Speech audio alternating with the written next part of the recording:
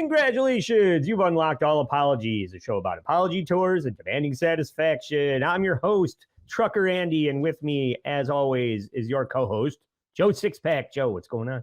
Hey, what's up, everybody? Don't forget to go to allapologies.com to find all the links to our Patreon, YouTube, Instagram, TikTok, Facebook, X. So please go there, like, comment, subscribe, demand apologies, issue apologies, refuse apologies.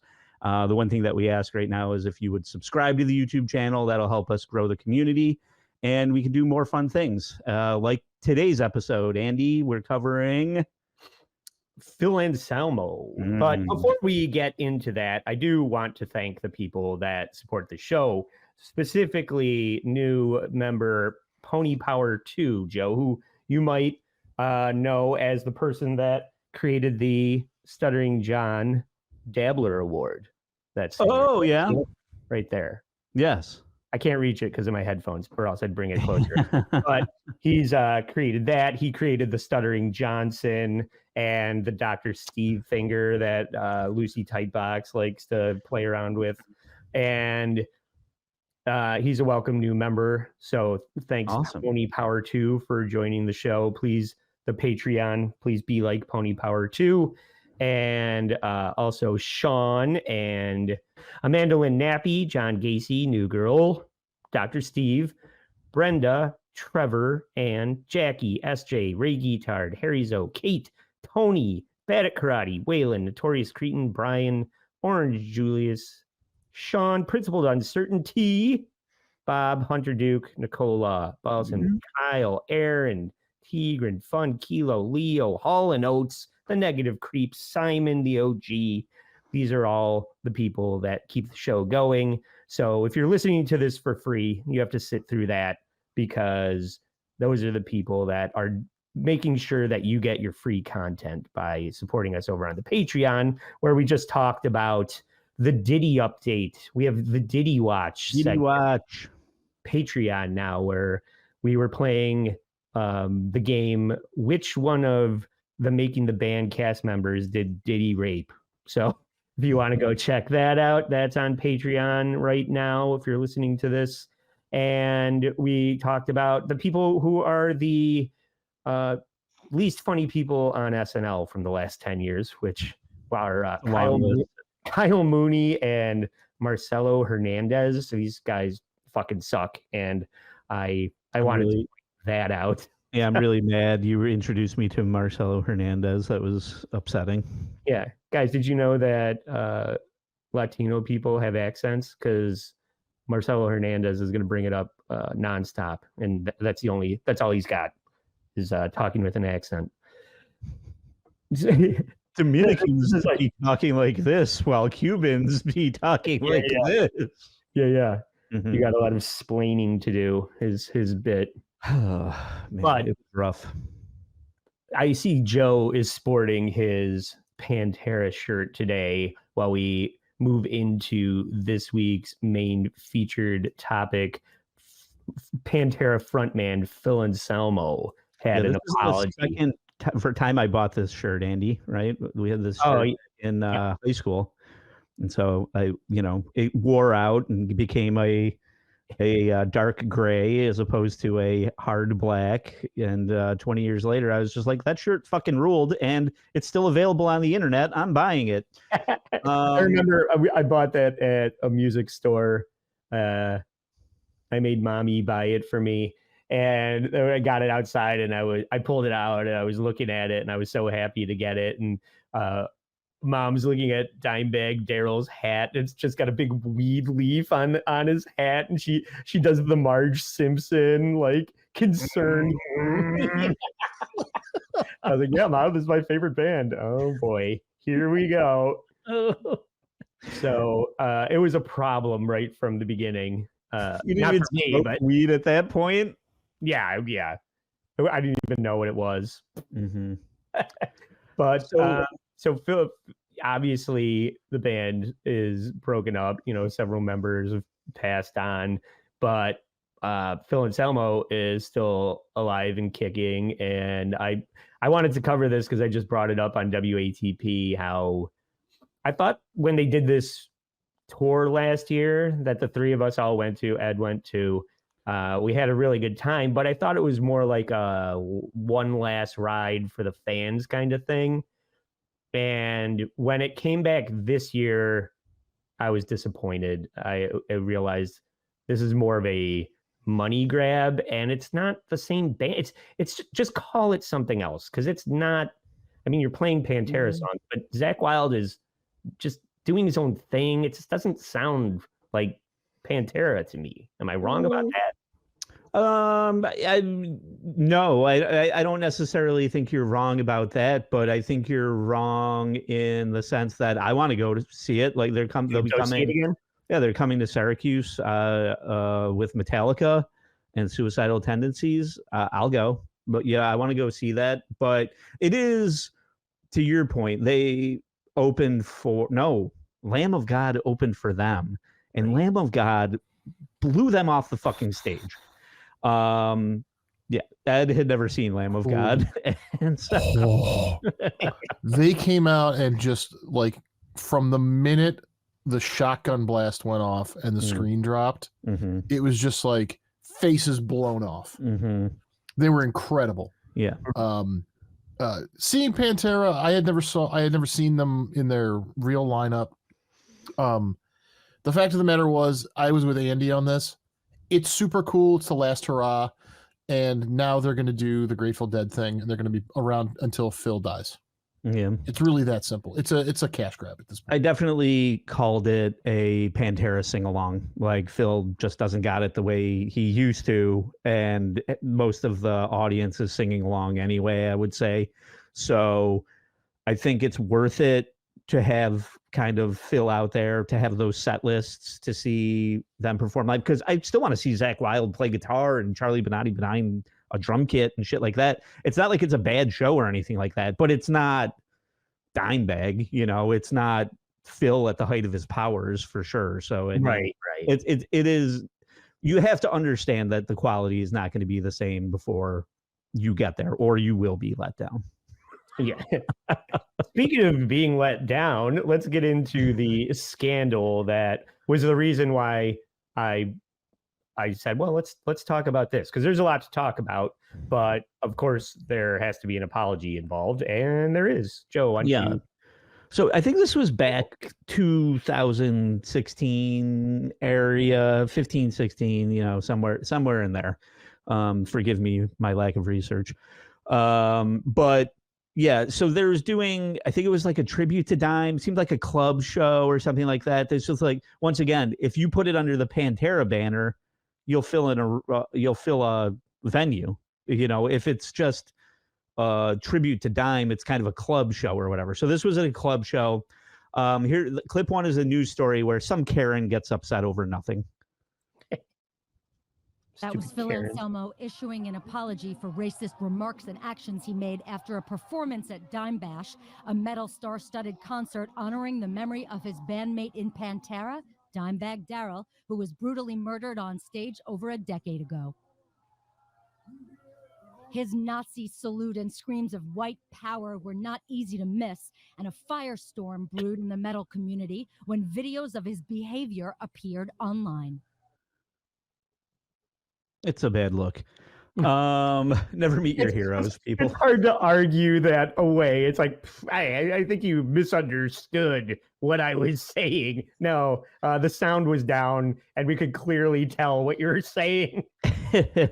Well, there is actually more to it, which I'm glad so there was always this kind of undercurrent of desperation from, I would say, white power groups or Nazi, like neo-Nazi kind of groups that wished, like, they probably went to bed every night and got down on their hands and knees praying for Phil Anselmo and Pantera to be racist, and they just really never were. You could never really make that solid argument. And there's always like these breadcrumbs that people would try and pick up on and say, look, they're racist. Yeah. I mean, he's got a shaved head. He didn't always have a shaved head early on, but it became a staple, recognizable. of Phil being a non-racist skinhead. They have a lot of lyrics about inclusion and not being racist and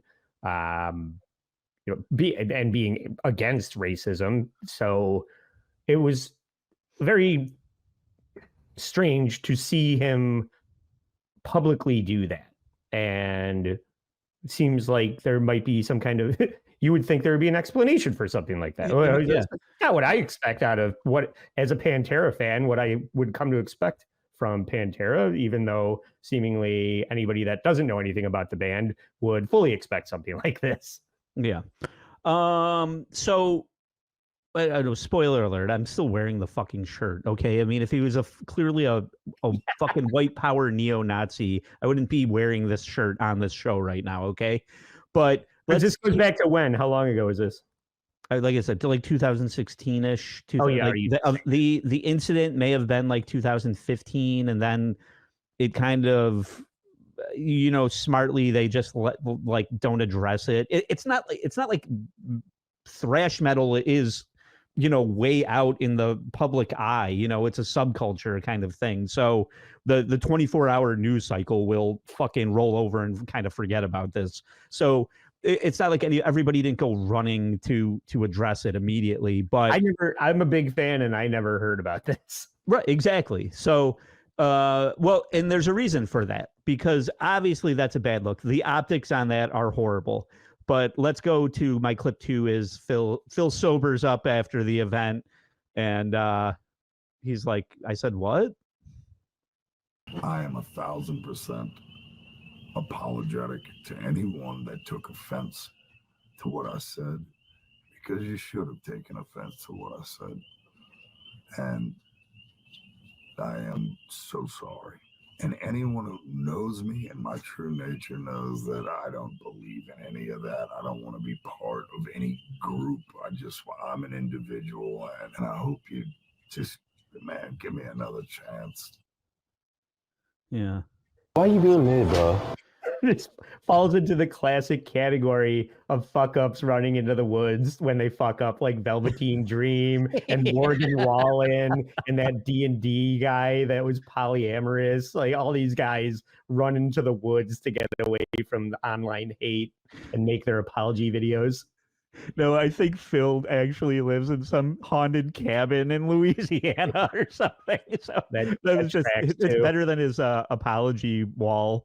Like Ashton Kutcher and shit. Your pre-planned apology wall. He wasn't sitting on the floor next to his bed like James Charles and shit. But I can't hear him over the cicadas and bullfrogs in New Orleans or wherever the fuck he is. Right.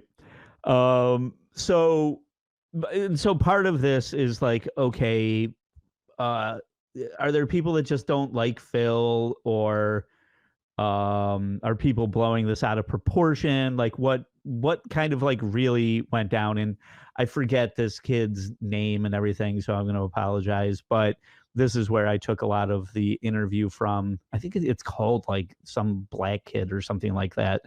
And but so here's called. That's like really like his online handle, or it's something like that. We're not racist. That's the kid's show's name. Once again, apologies to this kid. But so here's the kid with the rumors that always swirled around Phil, basically. I heard rumors of, oh, Phil might be a racist, this and that, with no evidence whatsoever. It's just rumors you hear. People try to put things together, kind of like Charlie and It's Always Sunny. And then you see that Dime Bag had look at his guitar, who knows? So, stuff like that would just kind of like swell around. Phil didn't come out until way later in the year in 2016. He was just being silent. He offered apologies, but he didn't really talk about the situation until way later on a radio show. And he defended himself very well and really just dismissed the rumors and allegations that he's a racist. Yeah, I think we'll get to those clips there here in a second. And I think defending himself very well, I think might be a bit of a stretch. But I watched the beginning of the package, and I was like, I don't know how articulate this is. These days, he seems like he's always a little bit over medicated or something. Yeah, that might be worth mentioning because I'm not sure. I think he does mention it maybe somewhere in the interview, but I don't know if I clipped it. One of the things you might have to remember, like if you're not familiar with Phil Anselmo, one of the things that he is kind of most known for is like having a heroin addiction. So he does have like a substance abuse problem. And he's like a metal, like an insanely talented vocalist or whatever, but I wouldn't be like, here's the smartest guy I ever met. And he smells good. And, you know, he's, I met him at church, you know, like that's not Phil Anselmo. Okay. I just want to say that reading up on this on Wikipedia, I hope I don't step on something that comes up in your clip, but it said Anselmo later claimed that it was an ingest reference to drinking white wine. he does say that that's a different allegation. I think it's not that what we just saw is obvious, you know, but he's just like, oh, I've been drinking white wine, so I'm a white supremacist. When I drink red wine, I go to the Indian reservation and buy cigarettes. We'll get to the white wine thing. Like, so I do have that in a clip. Okay. But let's go back into the let's go get to the interview. So this is on Sirius Satellite Radio. I don't know what show it was. Who cares really? But this becomes a little bit, it starts to sound like, what about, so the other thing, when we were looking at that kid's fan reaction, that was, God, what the fuck? It was like Machine Head maybe or something. There was other allegations of like, they're like, Phil Anselmo's racist and there's racist in metal. And then it was like the guy from like Machine Head who was just like, yeah, I've witnessed it firsthand and I'm going to get out in front of this where I'm not racist. I've heard Phil Anselmo be racist many, many fucking times or whatever. And so Phil kind of like addresses that guy directly with these like whataboutisms. This whole I'm a racist thing is, it's infuriating because it's false. Absolutely false. And I'd like to turn around and say, hey, what have you done to better your community, Robert? If you're going to call me out on this supposed heinous act, what have you done? What have you done? I mean, is he talking to his spiritual leaders? Please accept my apology, baby. Well, no, Andy, Phil can't be racist because in my clip 5 here, he can't be racist because he knows black people. He's giving back to the community.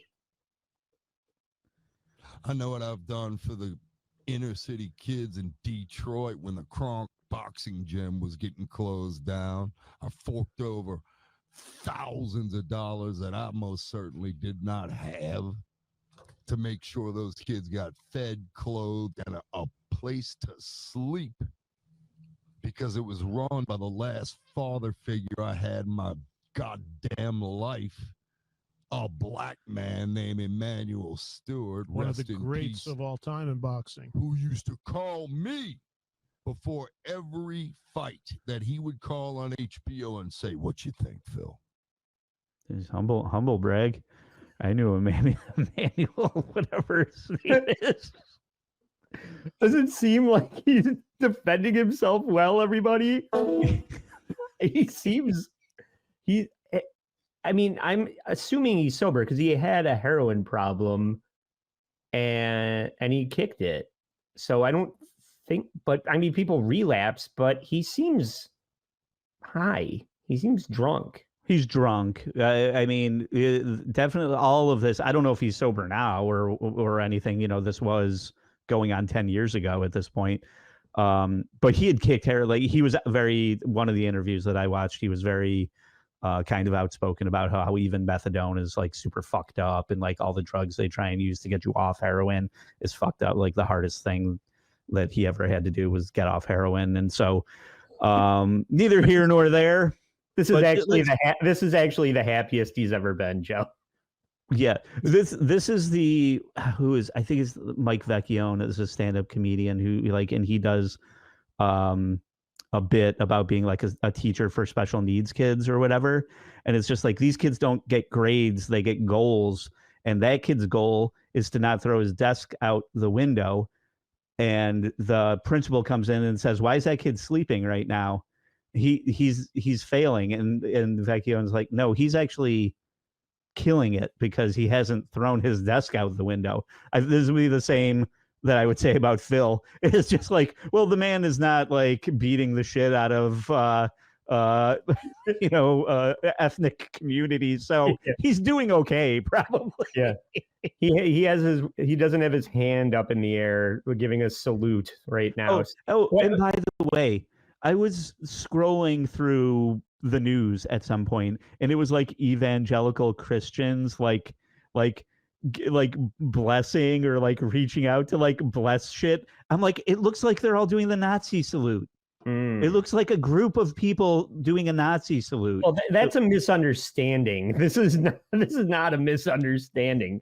And also, I need to point out. No, I'm right about that. Yeah, okay.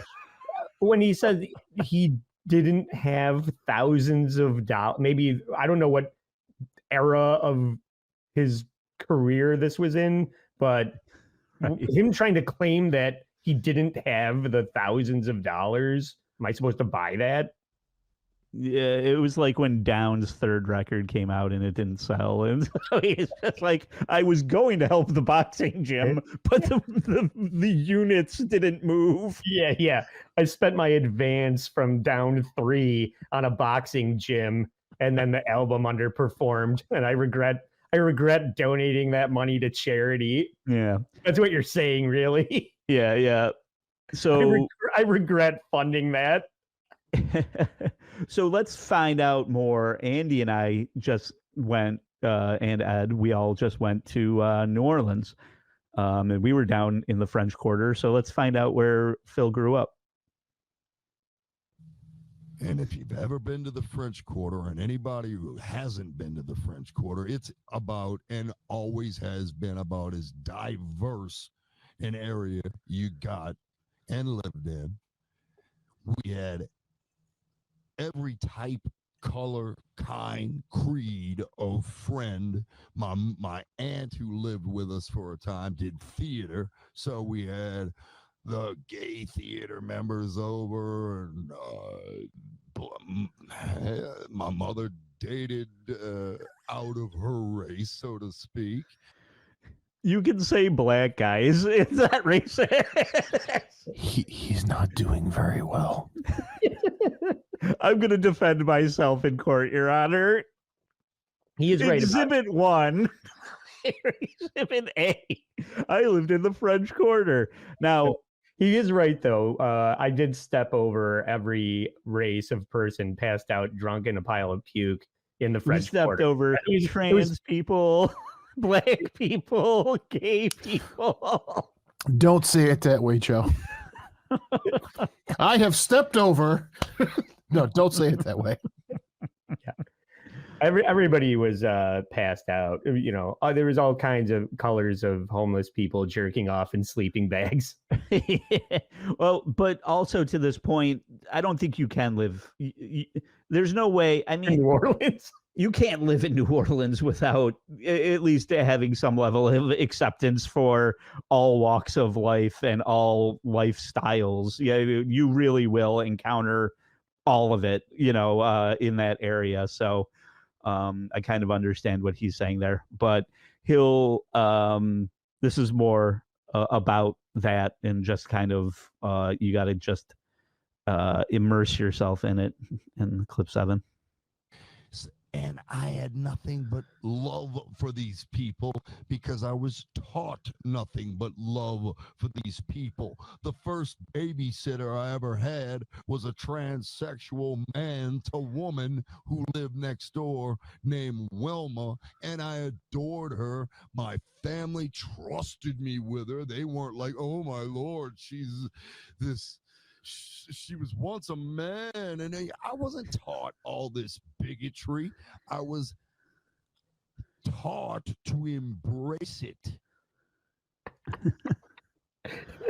Oh, hi, Leon. Nice to meet you. I learned this from my mom. He starts filleting the mic like Donald Trump. Oh, He doesn't seem upset about it at all. Yeah. He didn't he never went on to be probably one of the most angry and aggressive people in the music scene ever. So Yeah. I think he really came to grips with it. He wasn't furious about his mom's behavior and turning that into music. The guttural scream didn't come from listening to a black guy bang his mom all night long. That's definitely not a possibility.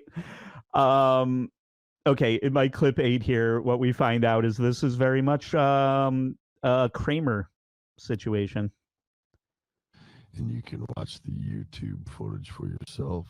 Me growing more and more drunkenly, I may add, but that's neither here nor there. More No, it's here. Aggravated by these just 2 or 3 little hecklers. When people start screaming racist over and over and over and over again at me, what I did was show them exactly what the ugliest possible thing I could think of at the time was. Right.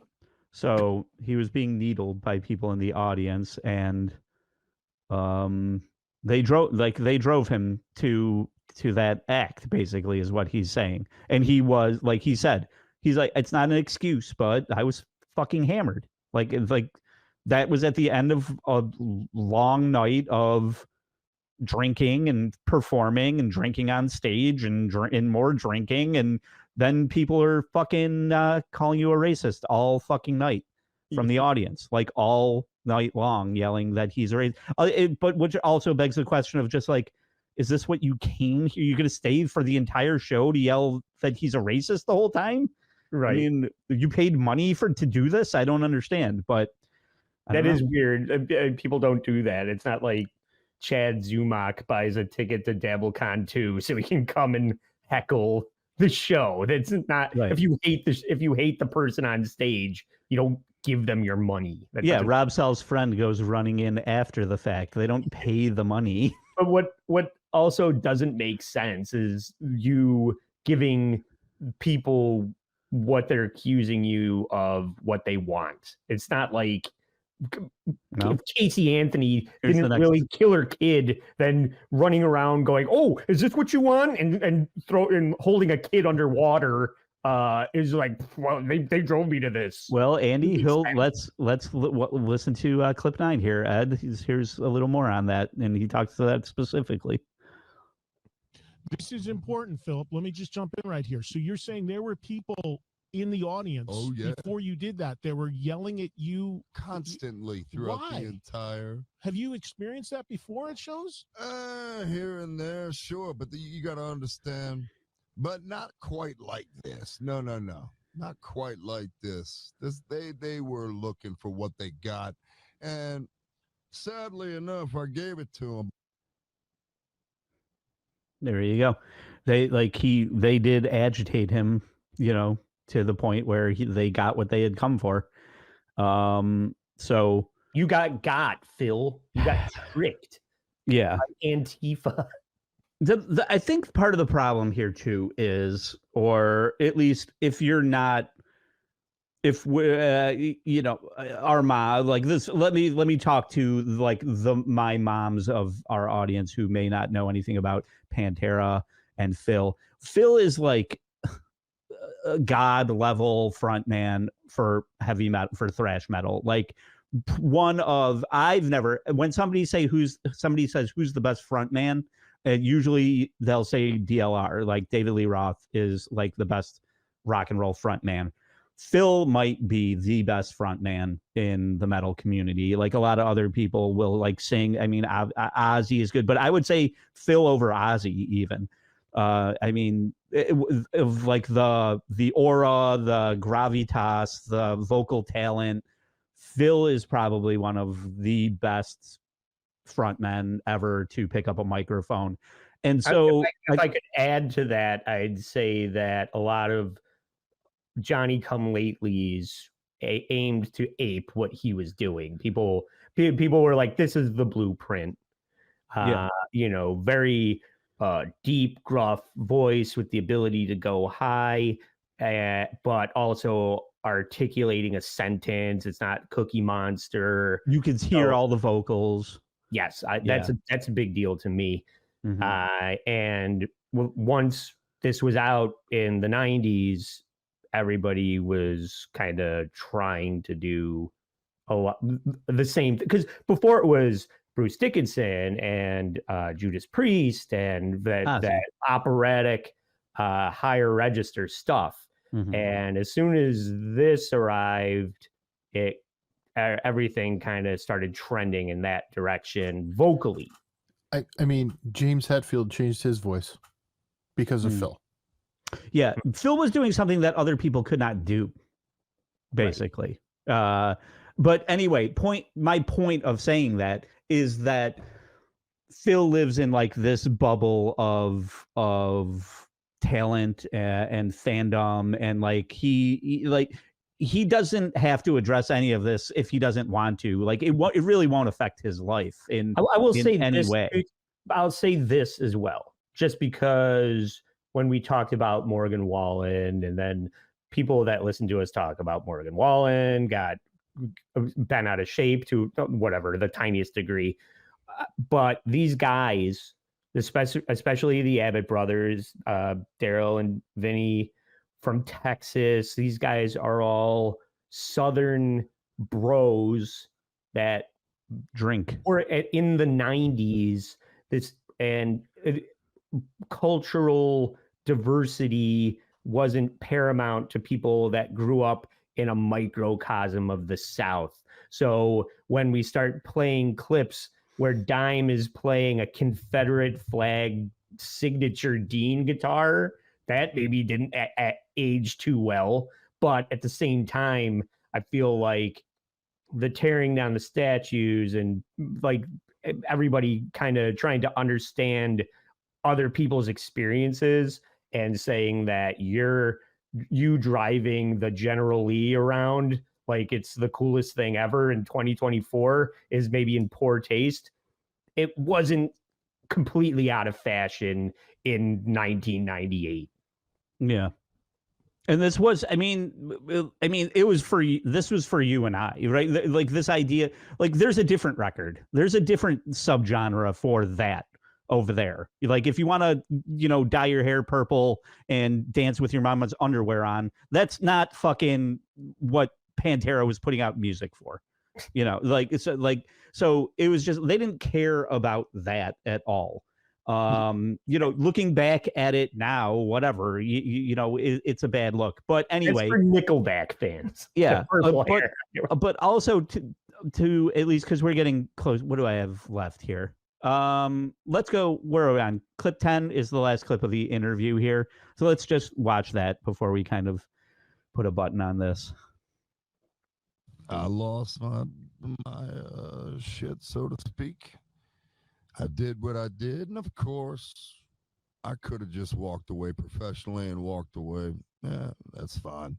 Funny enough, just before the gig started, Doug Pinnick from King's X, a gay black man, came to say hello to me. I kissed him on the lips because A, I'm comfortable as hell with my sexuality, and I don't care what people think about me sexually.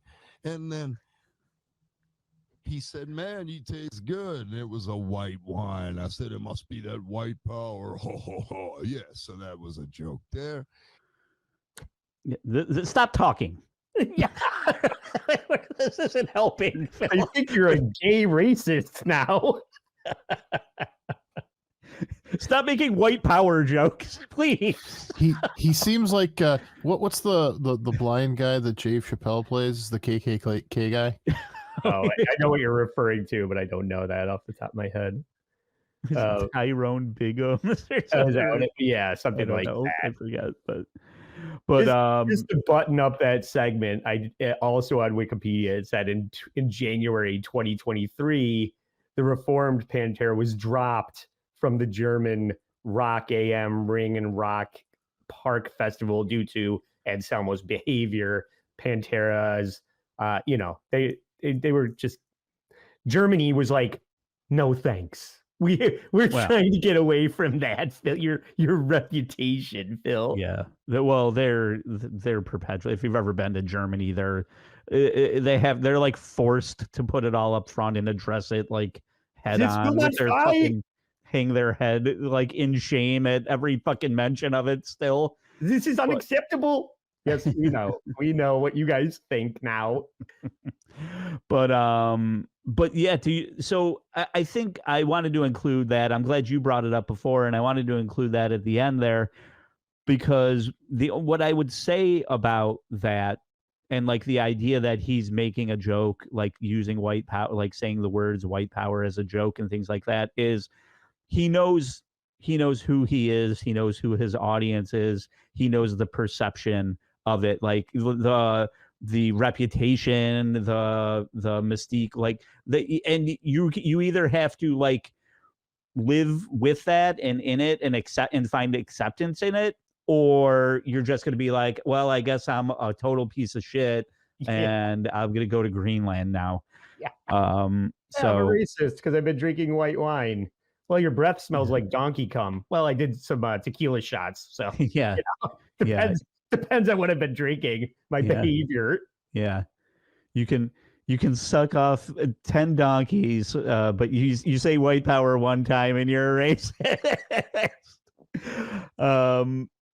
So in the end, that was good enough. So let's go back to our fan here, and he'll put a button on finding some understanding with us.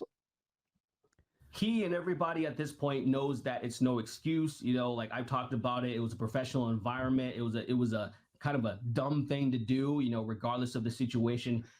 He knows that. We all know this. That's not necessarily the point, but it was good to just for him to come out and then talk about what happened so people can have some nuance and some understanding.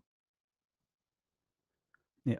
So I'll wrap up this topic with, like, if you're ever struggling to find motivation to get up and go do something, put on Slaughtered from Far Beyond Driven, and you will drink 100 Monster energy drinks and run through a wall and go accomplish all of your fucking goals. Yeah. So it's highly motivating to go listen to more Pantera. The sad fact is we lost Dime and Vinny, and it just won't happen anymore. There's certain things. It's like fucking John Bonham dying. It's like you just won't have this anymore in your life, and so you have to cling to the old songs and everything that are still there, and just be like, nobody will ever really do it as good as these guys did it. So you're right about that, Jill. You do have to appreciate the art and not really let the artist and their antics when they live in the public eye constantly, and one mistake just is on the record. Out of what about every other show where he didn't give the white power salute? What about all the other times where I didn't make out with a gay black guy and say white power? Yeah. So, but that's not the only scandal that Phil has ever suffered through, because when we saw Andy, where's like the Kill Bill? What? Yeah, you're shocked to learn that maybe this guy's behavior got him into trouble more than a couple of times. Yeah. The first time. 66. Yeah. Because we just saw, was that last summer that we saw them? Yeah. And we saw them at that same venue in 1994. They came to Darien Lake Amphitheater, Six Flags, New York. And I don't know what happened, but apparently Sepultura. Was it just Sepultura? And Biohazard. Sepultura and Biohazard. How could I forget? Our friend got hit on by the that was a bass player, guitar player. Guitar player. The guitar player hit on our friend. Biohazard hit on our minor friend. Our friend who was not 18. Yeah. Neither were we. But yeah. She almost got the hideous guitar player from Biohazard arrested. He almost got diddied. Yeah. And Phil Anselmo must have heard about this incident. Now some security Phil guard was like, she's a minor. Don't do that. I don't know what happens, but when Domination pops off and the pit is going apeshit and people are being thrown over the barrier at the front of the stage and security is overwhelmed, then some of the security guards might start taking out their frustration with having to deal with that on the people that are being catapulted over the front of the barrier. Andy, I just want to say, like, for context for all you youngsters out there, way back when, I think they came to town a year or two before that. We didn't get to go to that show because I think we were still maybe too young to attend that show, or I was probably pissing my pants and I didn't want to go because it was like a little pussy boy to go. And they like ripped out like the seats of like an auditorium theater that were like bolted to the ground. They had been like ripped out. So when they came back, the show was at Darien Lake, and anybody from this area might know it's like a Six Flags now. So it's an amusement park venue with like the big outdoor like tent thing with like general admission in the back. Now we hit all our tickets for general admission in the back, but once again, this crowd is like not that big. You know, once again, it's like they weren't Metallica, they were Pantera. So there were so many unsold seats that they moved everybody under the enclosure, and so like the entire thing, they jammed everybody in under the tent and created a fucking pressure cooker, basically. It was awesome. It was awesome. It was awesome is what we're trying to say. Yeah. But to your point of it being a pressure cooker, the pit's getting so relentless that security can't keep up with it. Probably some security guard threw a shot to a kid that was probably drunk and unruly or whatever, and Phil saw it happen, and Phil hits the security guard over the head with the microphone. He just like wails him in the face with the mic. And in my clip one, this is a summary of that incident. Obvious intestinal problems, Phil Anselmo and his band Pantera soldiered on through various thrash tour adventures, including his arrest at a New York show on a charge of assaulting a security guard. I don't beat up no damn security guards. I mean, if they're hurting the kids, I'll jump down, I'll intervene, and I'll say, whoa, whoa, whoa, knock it off, honk. Hey now. Oh! That's not how we get down. That's just funny. Yeah. I talked some sense into a security guard by beating him over the head with a microphone. And so, I mean, that's just kind of buttoning up Phil and his demeanor and the way that he behaves. He has a certain reputation when you talk about him. But the other biggest thing that Pantera is known for is the death of Dime Bag Darrell, which is one of the most infamous rock and roll stories of all time, wouldn't you say? I challenge anybody to come up with a fucking more insane story than this. Yeah, this is the definition of legend and, you know, going out doing what you love, but probably in the craziest ways possible. Dime Bag Darrell Abbott, he was 38. Abbott was shot point blank by an unidentified man who witnesses say climbed on stage and began screaming, allegedly about Pantera's breakup, before pulling a gun on Abbott during the first song in Damage Plan's set at the Alrosa Villa nightclub Wednesday night. The shooter, whose name is being withheld by police, also killed 3 others, 2 of whom have been identified as fans, Nathan Bray and Eric Hulk. A spokesman for the Columbus police has offered no motive for the killings. The shooter was also killed by a Columbus police officer who arrived at the club.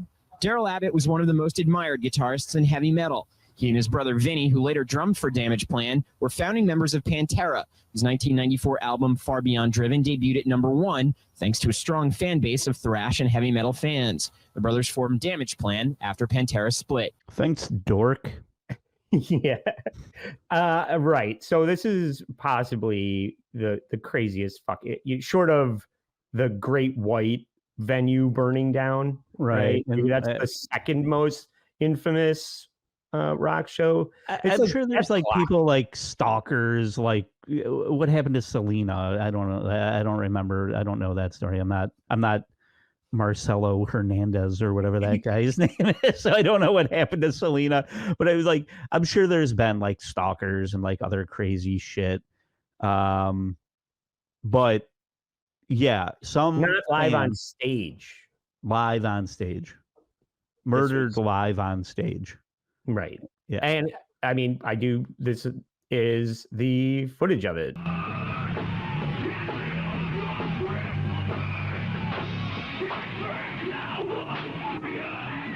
You can see shooter Nathan Gale in a black jacket and baseball cap charging on a stage and pulling out a gun. He was headed straight for Dime Bag Darrell, the band's lead guitarist. The crowd, shocked, unbelievably didn't move. Someone on stage cried for help. Call 911, somebody! While Dime Bag Darrell lays on stage with band members, even fans trying to resuscitate him, there's chaos.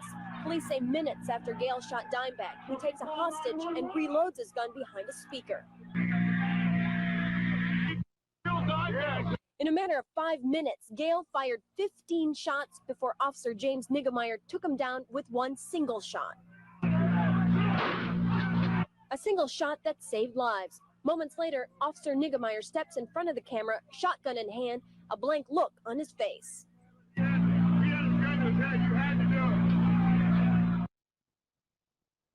I don't think I've ever seen it that far.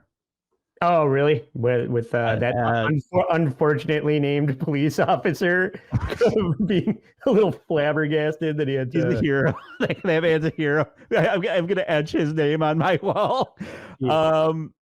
No, I don't. It's hard to watch now, even, to tell you the truth. God, it's I mean, it's horrible, but like to also understand, I mean, almost to the opposite side of that guy did it. Obviously, he was mentally ill, but he was upset at the breakup of Pantera. Well, right. So, but it's just like, well, they're never going to get back together if you fucking kill Dime, you fucking idiot. Yes. Just before you get too far into your point there, the shooter, Nathan Gale, was a 25-year-old former Marine. And let's see, Gale threatened to shoot a hostage before he was fatally shot by Columbus police officer James Niggemeyer. And Gale described himself on a job application as a student of Benjamin Logan Grammar School for 2 years, Marysville High School for 2 years, Ohio High Point, I don't know what that is, maybe a vocational school, for 2 years. This guy's got a 2-year shelf life with learning shit. Dishonorably discharged from the Marines after 2 years. Yeah. And he had a brown belt in judo. If you were looking for somebody qualified to be a bouncer at your venue, this guy is going around interviewing to be security so he can get a free ticket to see Pantera, probably. But like you were saying, this kind of goes into, well, why was he so upset? Why did Pantera fall apart? But oh, I forgot. I do have one other clip. This is an MMA fighter, Mark. Let me see. I'm so bad at producing these. Matt Brown, who is being interviewed by Karen Bryant, brings up the fact that he is a Pantera fan and he was at this show when it happened. Tell me the story. Do you know much about Pantera, Cameron? I know some about Pantera. I know that one of the guys passed away, but like I've seen Anthrax live. I've seen Judas Priest. I've seen AC/DC. I've seen Metallica and Faith No More and Guns N' Roses. I've seen Motley Crue. I've seen a lot of bands. So well, listen, this ain't about how many bands you've seen. This is about your Max. Thank you. And he happened to be at that fateful night. He was right there, an arm's length away, where Dime Bag Darrell was murdered in front of Max Brown. Serious? Yeah. Yep, I watched it happen. I watched him get shot in the back of the head. I watched a guy less than arm's length away from me get shot in his arm. I watched the cop come in, off-duty cop come in and blow the head straight off of the guy that was shooting everyone. Yeah, seen the whole thing. How? I like legit. Yeah, I was right there. I was like two people. I was in the mosh pit, or like right in front of the mosh pit, like two people, from the stage when it happened. Oh my god. Yeah. Oh my god. Yeah, so nobody cares if you saw fucking Motley Crue one time. Way to bring down the show, man. I had a good time seeing Anthrax. Oh yeah, but did you see Dime Bag Darrell get his head shot off?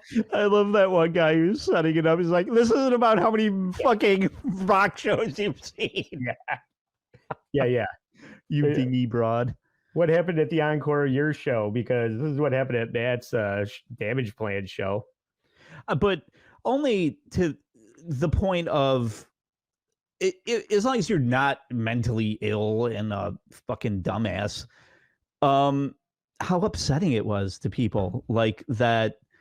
It is like a page plant scenario where the Abbott brothers are not as good without Phil, and Phil is not as good without them. And like there's a secret recipe, and it requires Rex Brown and everyone else to do this properly.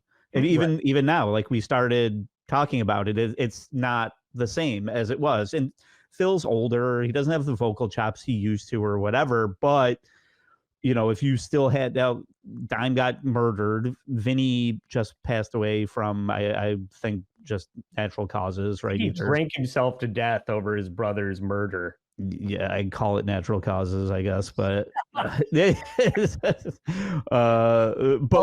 You're right, Joe. But not to interrupt you, but it begs the question: would this have happened if Pantera had stayed together?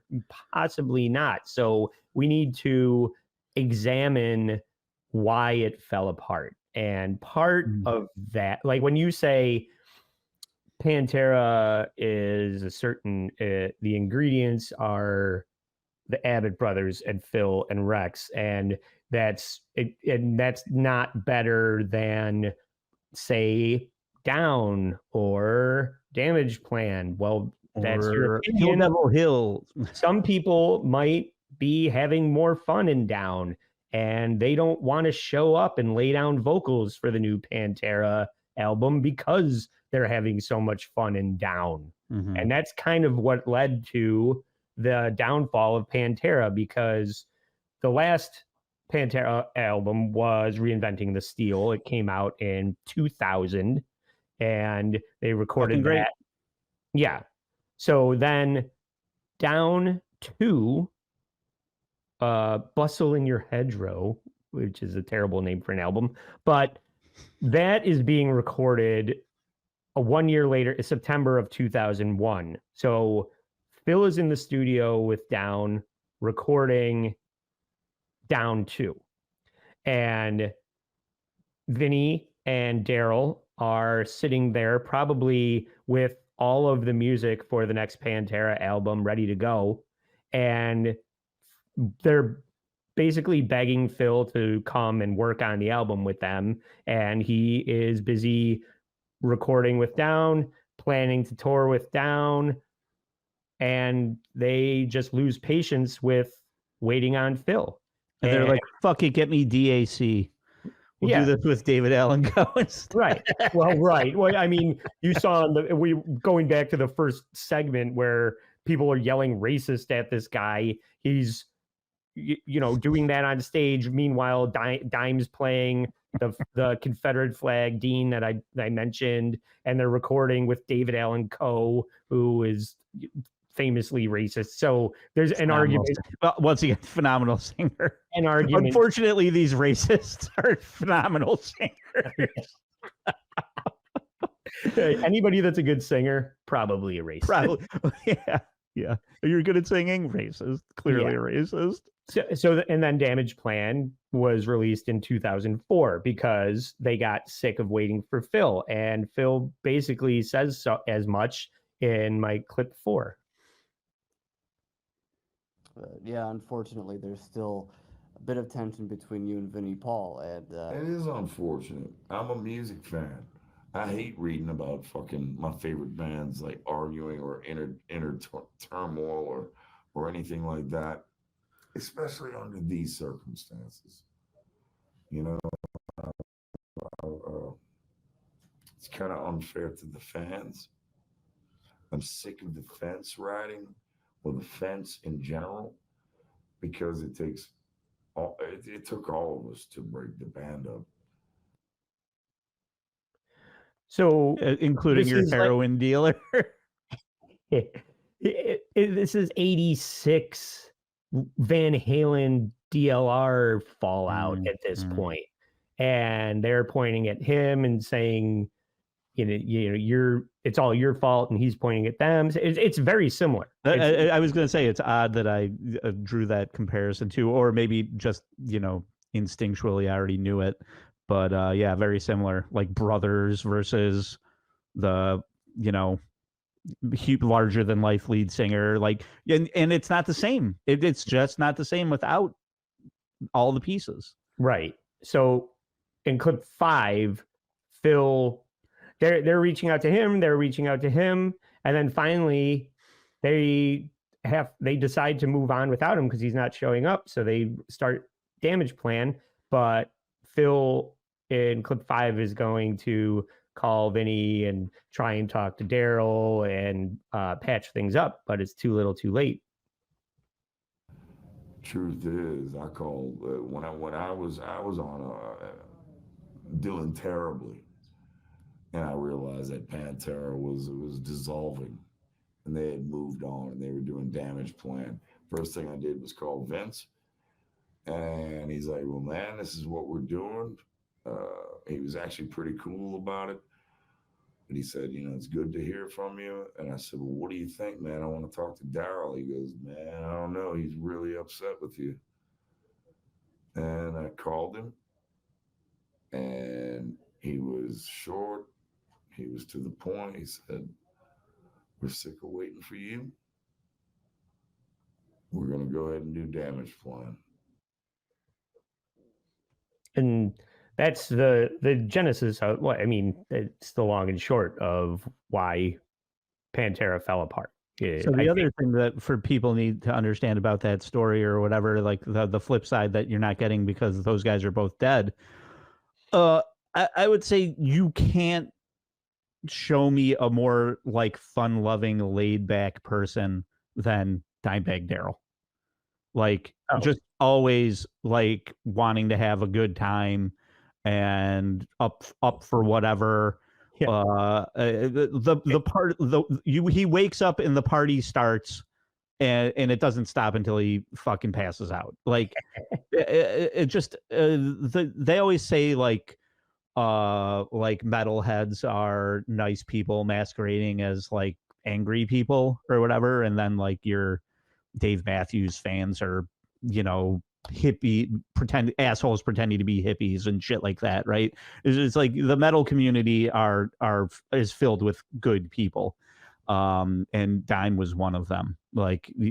You would be hard pressed to find a better dude than Dime.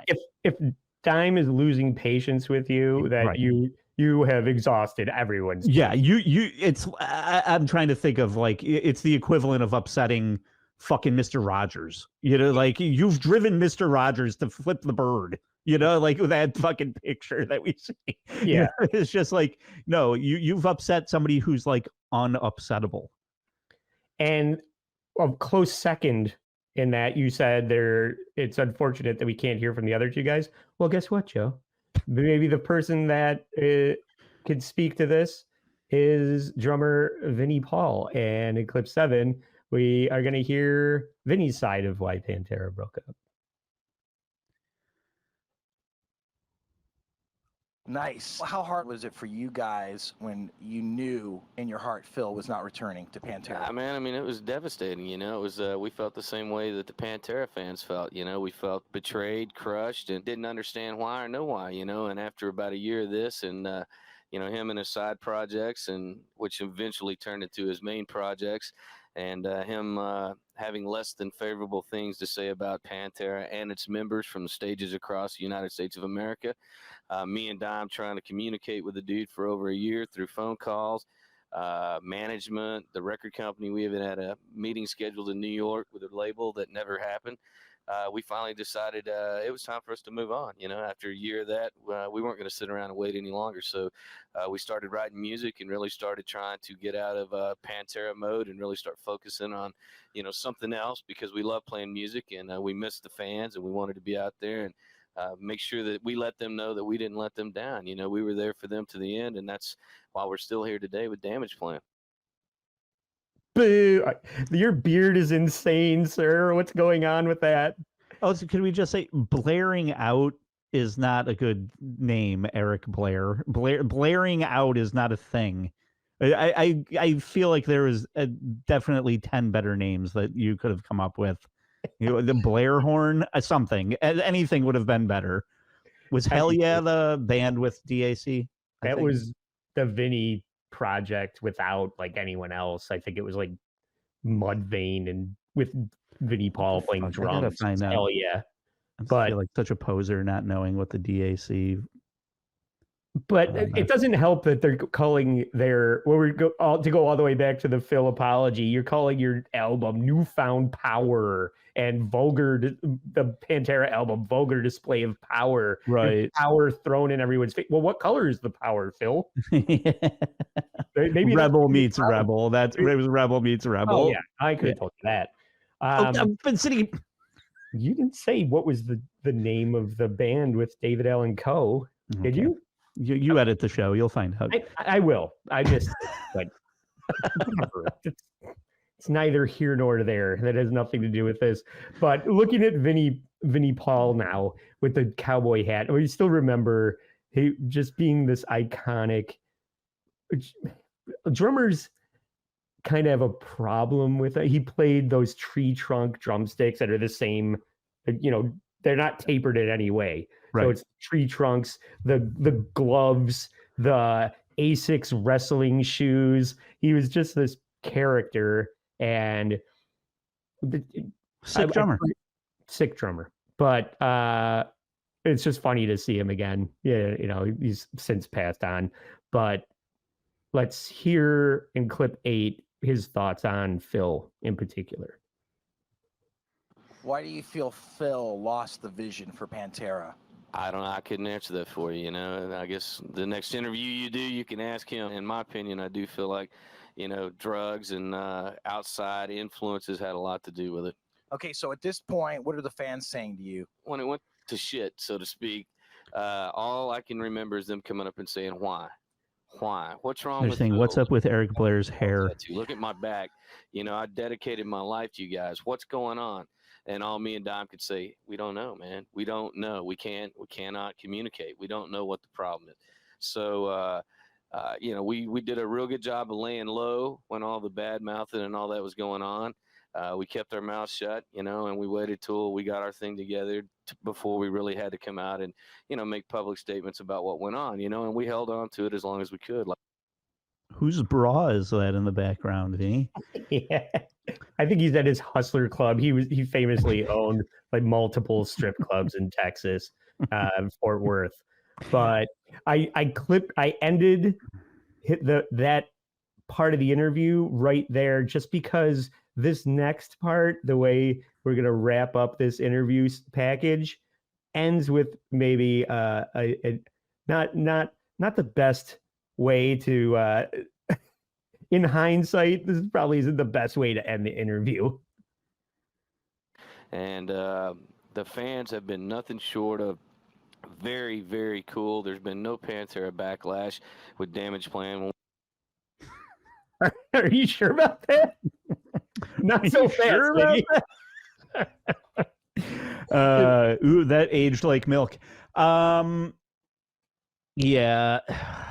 So I mean, now they're pre-internet, pre-cell phones, like everything. Like, all the only rumors, like when you're talking about like, hey, we're reaching out to this guy, we can't get in touch with him. It's not like they had his email and like his phone number. Like you couldn't just like get in touch with the guy, especially if he didn't want to be gotten in touch with.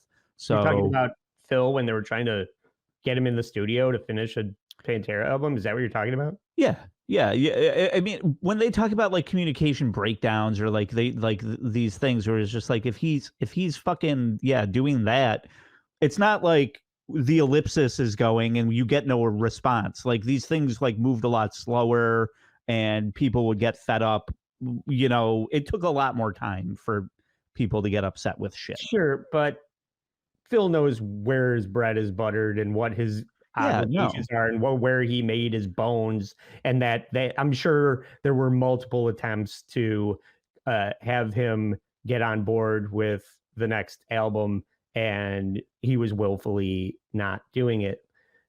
But as far as I'm not defending Phil, I'm saying that it was so dragged out that Vinny and Dime were just like, right.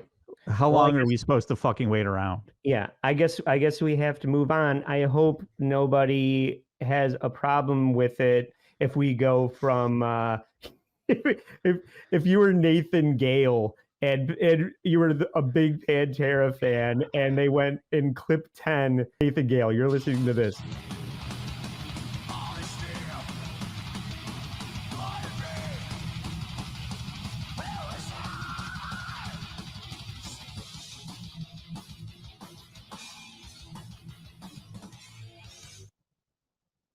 And then it goes,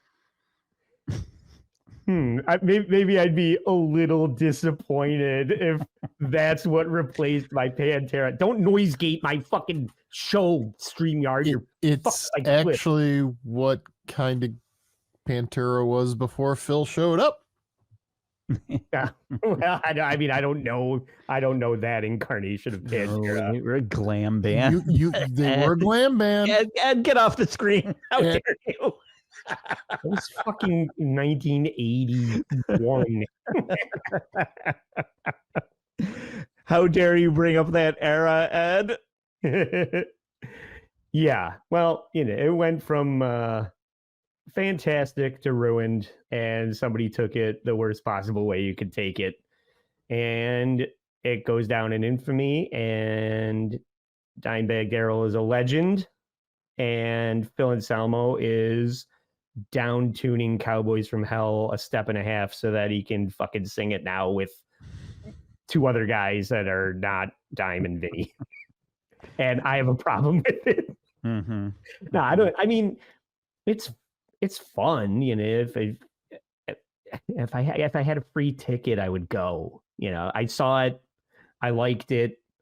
It wasn't the same. Phil doesn't have it anymore. With Pelican suicidal tendencies, will you go? No. I'm going. I'm not interested in that. I don't know. Well, I guess I have to go with Joe now. Jesus.